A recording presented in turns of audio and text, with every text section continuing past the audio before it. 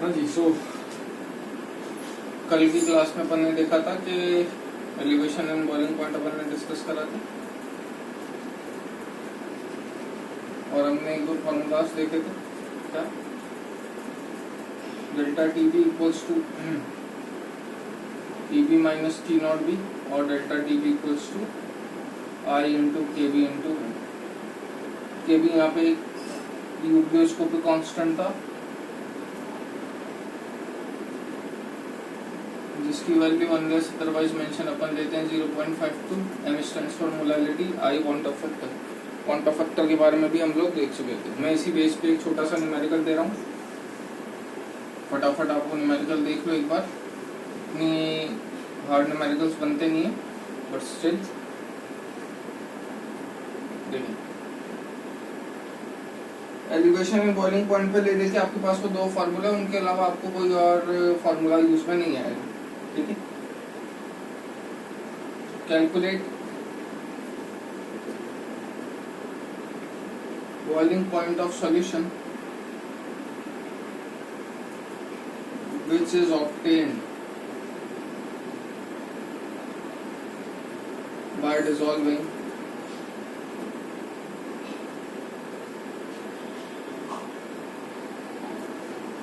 90 grams of glucose in 200 grams of water।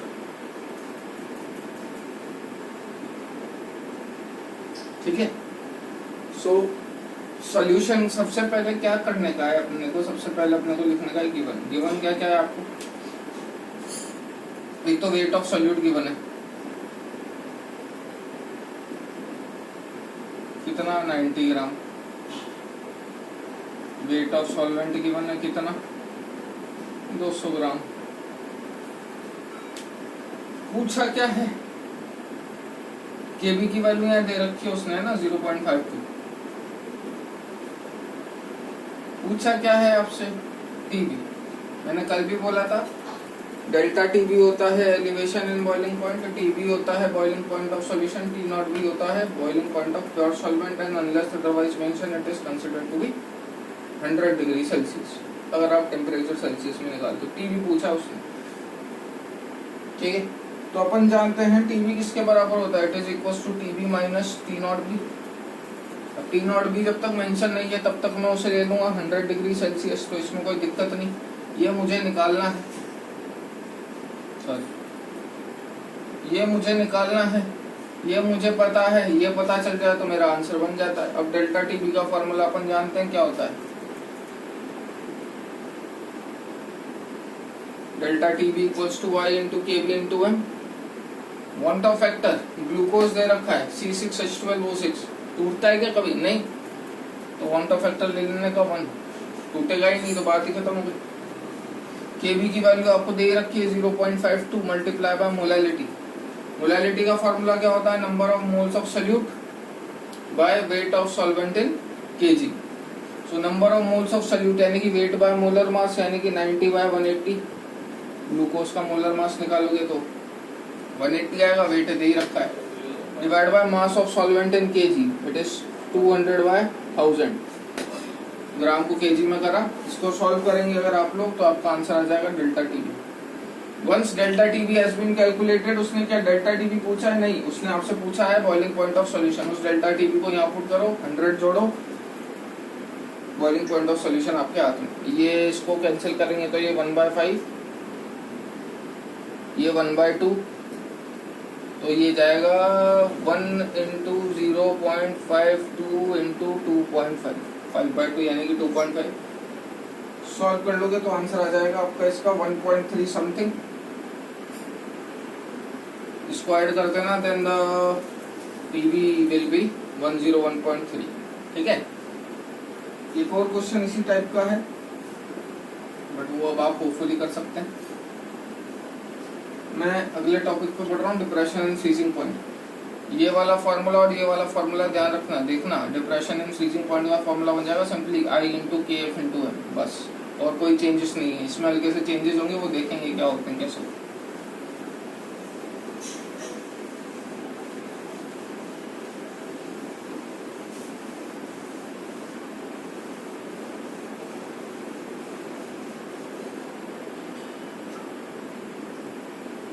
Next we are talking it about is what? Depression and freezing point.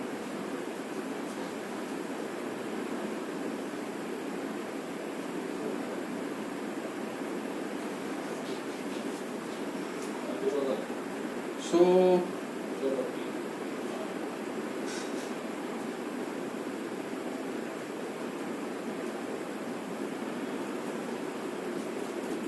Depression and freezing point का क्या sense है कि भैया freezing point के basis पे बात करोगे तो अगेन जैसे बॉइलिंग पॉइंट के बेस पे बात करी थी वैसे ही मैं फ्रीजिंग पॉइंट लूंगा।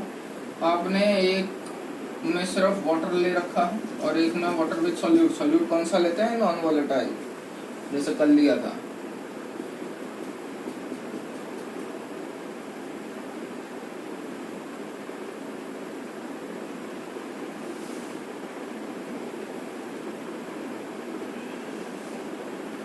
ठीक है, अब अपने को क्या करना है? फ्रीज में अगर आपसे पूछो दोनों में से जल्दी बर्फ कौन बन जाएगा, तो देखो फ्रीज करने का सेंस क्या है? फ्रीज करने का सेंस बस इतना सा है कि आपको लिक्विड से सॉलिड में कन्वर्ट होना है। अब इतना तो अपन समझते ही होंगे कि सॉलिड में फोर्स ऑफ अट्रैक्शन ज्यादा होता है as compared to liquid. Force of attraction ज्यादा होने का सेंस क्या है कि कंटेंट जो है पानी का वो पास पास आना चाहिए। वाटर के मॉलिक्यूल के बीच में फोर्स ऑफ अट्रैक्शन तो होता ही, तो यहाँ पे तो सिर्फ वाटर के मॉलिक्यूल हैं, तो इनमें तो फोर्स ऑफ अट्रैक्शन होगा। लेकिन अगर मैं बात करूं तो भैया आपने नमक मिला दिया या ग्लूकोज मिला दिया, तो कहाँ फोर्स ऑफ अट्रैक्शन ज्यादा होगा? ऑब्वियस सी बात है यहाँ, क्योंकि इन दोनों के बीच में तो डिस्टेंस बढ़ गई। डिस्टेंस बढ़ गई तो फोर्स ऑफ अट्रैक्शन कम हो गया। फोर्स ऑफ अट्रैक्शन कम हो गया तो लिक्विड से सॉलिड में जाने की टेंडेंसी कम हो गई। लिक्विड से सॉलिड में जाने की टेंडेंसी कम हो गई तो फ्रीज होने की टेंडेंसी कम हो गई। मतलब फ्रीजिंग, अब समझो मैं अगर आपसे पूछूं कि इन दोनों में से फ्रीज करने के लिए आपको किसमें टेम्परेचर ज्यादा कम करना पड़ेगा, भावना समझना। टेम्परेचर कम करने से चीज फ्रीज होती है। मैं अगर आपसे पूछूं कि इन दोनों में से आपको ज्यादा टेम्परेचर कम कहाँ देना पड़ेगा, मतलब मेहनत ज्यादा कहाँ करनी पड़ेगी चीज को फ्रीज करने के लिए, ऑब्वियस सी बात है इसमें ये तो आसानी से फ्रीज हो जाएगा, यानी कि कम टेम्परेचर पर फ्रीज हो जाएगा। लेकिन आपको इसको और ज्यादा कम टेम्परेचर देना होगा तो टू फ्रीज इट आउट। तो ये क्या हुआ? Depression and freezing point. आपने टेम्परेचर कम करा मींस डिप्रेशन, ठीक है। तो ये तो प्योर है, तो इसके लिए आप क्या डिफाइन करोगे? T naught F. ये सॉल्यूशन है तो इसके लिए आप क्या डिफाइन करोगे? T F. प्योर के लिए नॉट की फॉर्म है, इसके लिए सिंपल। तो अगर मैं बात करूं डेल्टा टी एफ का फॉर्मूला क्या हो जाएगा? बड़े में से छोटा माइनस कर दो। बड़ा कौन है दोनों में से? बड़ा कौन है दोनों में से? टी नॉट एफ के टी एफ। तो इन दोनों के बेसिस की बात करेंगे अगर अपन, तो ऑब्वियस सी बात है ये आसानी से, यानी कि ये ज्यादा टेम्परेचर पे फ्रीज हो जाता है एज कम्पेयर टू इसके, तो डेल्टा टी एफ क्या हो जाएगा? T naught F minus T F. ये फॉर्मूला बन गया डेल्टा टी एफ का। वहां क्या फॉर्मूला था? T B minus T not B. यहाँ क्या फॉर्मूला है? T naught F minus T F. वहां क्या बोला था? Unless otherwise mention T not B taken to be 100। यहाँ पे unless otherwise mention T naught F taken to be 0 degree Celsius water के रेस्पेक्ट में। अब डेल्टा टी एफ का डेल्टा टी बी का वहां पे फॉर्मूला क्या था? I into K B into 1। Delta T F का यहाँ पे फॉर्मूला क्या है? आई इंटू के एफ इंटू 1। रिस्पेक्टिव चीजें वही हैं। के एफ को आप यहाँ पे क्या बोलते हो? Cryoscopic constant. मैं ऊपर लिख देता हूँ।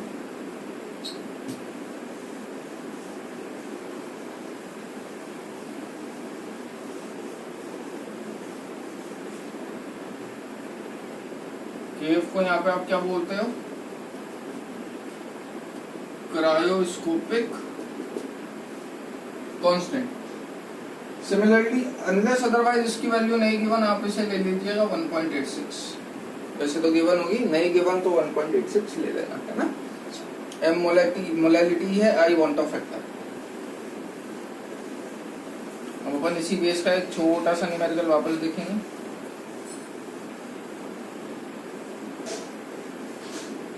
आपको हर एक चीज फाइंड आउट करनी आनी चाहिए एकदम ढंग से, ठीक है। न्यूमेरिकल क्या है? Calculate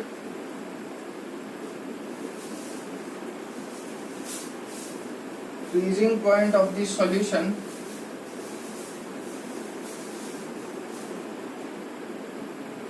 obtained by dissolving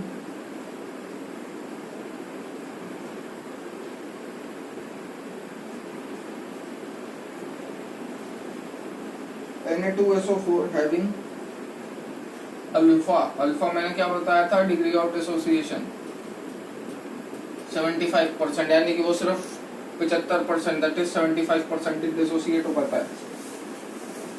and 200 gram of water,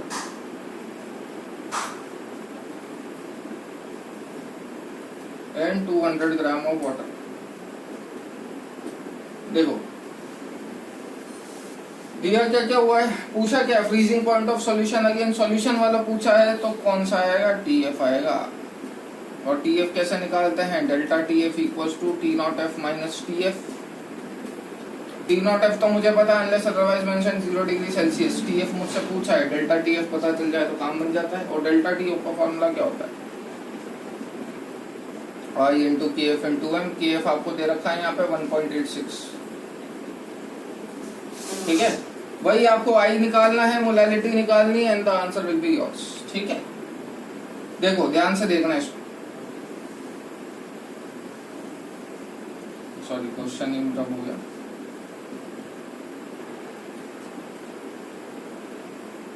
मैं ये हटा रहा हूँ, है ना, सॉल्यूशन देखिएगा ध्यान से। सबसे पहले अपन बात करते हैं किसकी, delta TF। Delta TF I into KF into M होता है I। वहां पे ग्लूकोज था, देखो जिसको कैटायन आयन में ब्रेक नहीं कर पाओ उसका I1 ले लेने का, लेकिन अगर किसी को कैटायन आयन में ब्रेक कर पा रहे हो तो उसका I कंसिडर करना पड़ेगा। Na2SO4 दे रखा है, क्या इसको अपन कैटायन आयन में ब्रेक कर सकते हैं, बिल्कुल। कितने पार्टिकल में ब्रेक होगा, 2 में 2 Na plus plus SO4 2 minus, ठीक है। तो डिसोसिएशन का फॉर्मूला अपन ने देखा था, I equal to 1 plus N minus 1 into alpha. 1 plus 3 में ब्रेक होगा तो 3 minus 1 into alpha, degree of dissociation 75%, यानी कि 3/4। इसको सॉल्व करोगे तो कितना आएगा, 2 इंटू 3/4 यानी कि कितना, 6/4, यानी कि कितना 3/2। इसको सॉल्व करेंगे तो आएगा 5/2, है ना। I की वैल्यू आ गई मेरी 5/2। Once I has been calculated, ये तो मुझे पता ही कितना 1.56 मोलैलिटी आप निकाल ही लोगे। Number of moles of solute upon mass of solvent in kg। What are the number of moles of solute, weight of solute नहीं दे रखा क्या आपने, 28.4 ग्राम दे रखा ये सॉल्यूट, 28.4 ग्राम Na2SO4, है ना। सो वेट ऑफ सॉल्यूट मुझे गिवन है 28.4 मोलर मास। जब आप इसका कैलकुलेट करोगे तो वो 284 ही आएगा bye mass of solvent in kg। Mass of solvent in kg का क्या सेंस है, 200/1000। सॉल्व कर लीजिएगा, डेल्टा TF आ जाएगा। डेल्टा TF को पुट करता है ना ऊपर वाले फॉर्मूले में। डेल्टा TF की वैल्यू बता देता हूँ मैं कितनी आ रही है, सॉरी I आ रहा है यहाँ से 5/2। I तो आई गया था ना अपना, I आ रहा है यहाँ से 5/2। डेल्टा TF आप निकाल लेना। डेल्टा TF को निकालने के बाद वैल्यू पुट करोगी किसमें, delta TF equal to T0F minus TF। इसको इधर लेके जाओ, इसको उधर लेके जाओ, T0F को 0 डिग्री सेल्सियस पुट करो, TF will be my answer, ठीक है ना।